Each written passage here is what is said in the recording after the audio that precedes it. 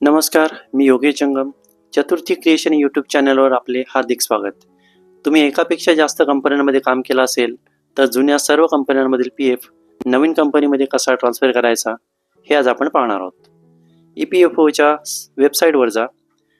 UNA password आणि OTP टाकून log in करा. मोबाईलमधून प्रोसेस करत असाल तर डाव्या बाजूच्या 3 लाईनवर जा. ऑनलाईन सर्व्हिसेसमध्ये जाऊन वन मेंबर वन EPF अकाउंटच्या ऑप्शनवर क्लिक करा. कम्प्युटरमधून प्रोसेस करत असाल तर असा इंटरफेस दिसेल. इथे आल्यानंतर आपली माहिती आणि आत्ताच्या कंपनीची माहिती दिसेल.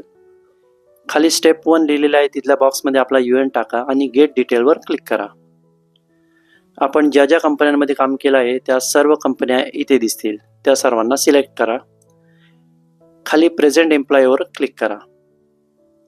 स्टेप 2 लिहिलं आहे, तिथल्या कन्सर्न बॉक्समध्ये टिक करा आणि गेट OTP वर क्लिक करा. OTP टाका आणि सबमिट करा. ही माहिती कशी वाटली ते नक्की कमेंट करा. धन्यवाद.